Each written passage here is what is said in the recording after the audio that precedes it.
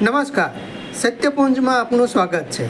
હું છું લવજી કશિયા। આમ આદમી પાર્ટીના ધુઆધાર આદિવાસી નેતા ચૈતર વસાવાની વિકેટ પડી કે પડશે એવી સંભાવના વર્તાઈ રહી છે।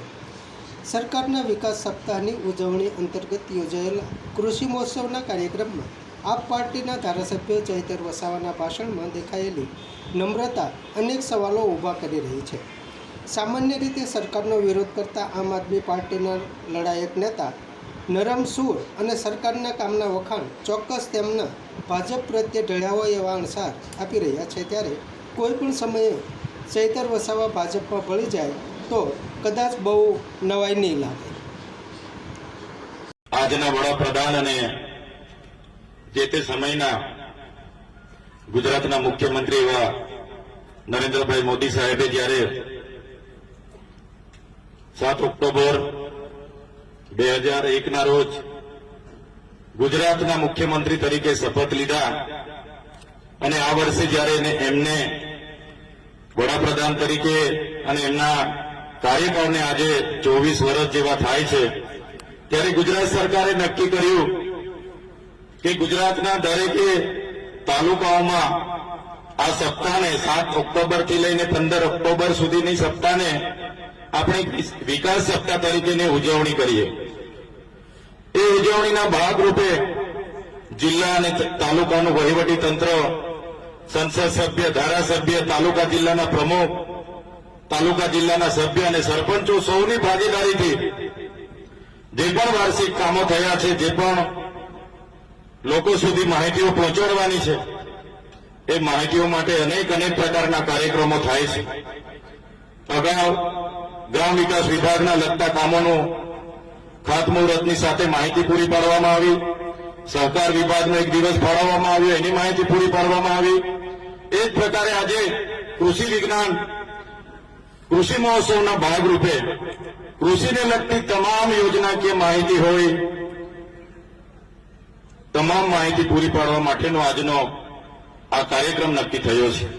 અનેક વૈજ્ઞાનિકો ઉપસ્થિત છે। નવી ખેતીમાં નવી ટેકનોલોજી કઈ રીતના લાવી શકાય, કયા બિયારણો થકી વધારે ઉત્પાદન લઈ શકાય, ઉત્પાદન થયેલી વસ્તુની ક્વોલિટી કઈ રીતના મેન્ટેન કરાય, એનો માર્કેટ પ્રાઇસ કઈ રીતના વધે, જમીનની સુધારણા કઈ રીતના થાય, કઈ જીવાત માટે, કઈ જંતુ માટે કયા પ્રકારની દવા વપરાય, એ એકદમ ઝીણવટ ભરી માહિતી આપણને એ લોકો આપવાના છે।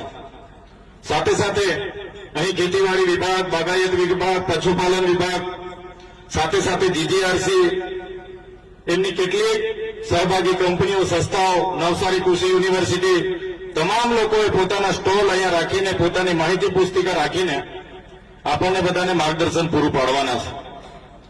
ત્યારે આ વિસ્તારમાં કેટલાક જે ખેડૂતોએ નવીન પદ્ધતિથી સારું ઉત્પાદન કર્યું છે અને તેમના ઉત્પાદન થકી બીજા ખેડૂતોને પ્રેરણા મળે અને જેમ બને એમ પાક ઉત્પાદકતા વધે, એ માટે પણ કેટલાક ખેડૂતોને આ સ્ટેજ પરથી પ્રોત્સાહિત કરવામાં આવશે।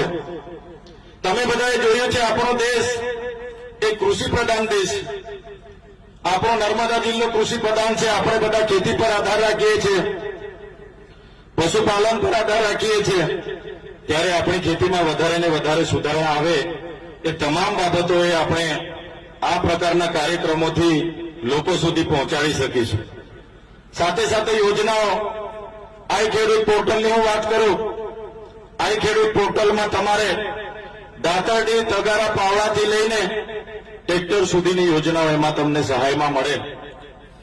તમારે એન્જિન જોઈએ છે, તમારે મોટર જોઈએ છે, તમારે કલ્ટી જોઈએ, પ્લાવ જોઈએ, ટ્રેક્ટર જોઈએ, મલ્ચિંગ જોઈએ, તાડપત્રી જોઈએ, દવા છાંટવાનો પંપ જોઈએ, બધી જ પ્રકારની યોજના ખેડૂત પોર્ટલમાં ઉપલબ્ધ છે।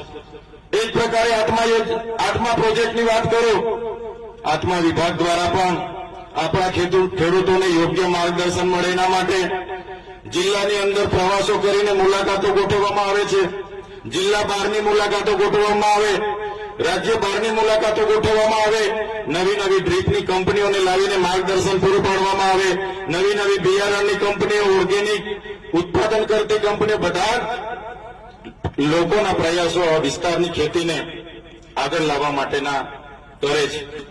એ જ પ્રકારે બાગાયતમાં પણ વાડી પ્રોજેક્ટ હોય, ડ્રીપ યોજના હોય, સ્પ્રિંકલર યોજના હોય, મલ્ચિંગ યોજના હોય કે તમારે કેળા જોઈએ, પપૈયા જોઈએ, તરબૂચ જોઈએ, બધા જ પ્રકારની યોજનાઓ એ બાગાયત વિભાગ દ્વારા સબસિડીમાં આપણને મળતી હોય છે.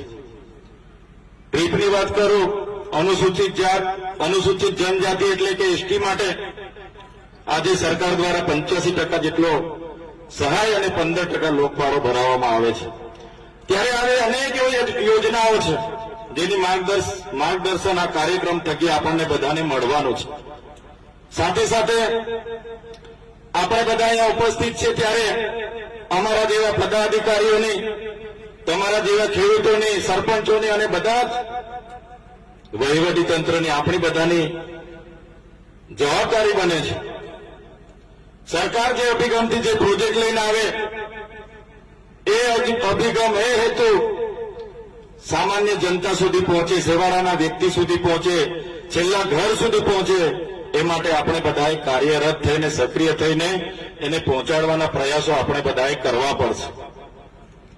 જ્યારે નરેન્દ્રભાઈ મોદી સાહેબનો કાર્યકાળ હતો, એ કાર્યકાળની શરૂઆતમાં મેં એમની એક પુસ્તિકા વાંચી. એ કાર્યકાળની શરૂઆતમાં એમણે મુખ્યમંત્રી તરીકે આપણા ડેડિયાપાડા તાલુકાના પીપલોદ, કણજી જેવા ગામમાં એમણે સૌપ્રથમ કન્યા કેળવણી, બેટી બચાવો બેટી પઢાઓ ની ઝુંબેશ માટે આવ્યા અને 2 દિવસથી એમણે ત્યાં રોકાઈને શરૂઆત કરી. અભિગમ ખૂબ સારો હતો એમનો અભિગમ, એમનો હેતુ ખૂબ સારો હતો કે ઉંડાળના આદિવાસી વિસ્તારમાં પણ દીકરીઓ ભણે, આગળ આવે, સ્વનિર્ભર થાય. પણ એને પાર કરવા માટે આપણે તંત્ર સાથે મળીને આપણે બધાએ પ્રયાસ કરવા પડશે. ત્યારે હેતુ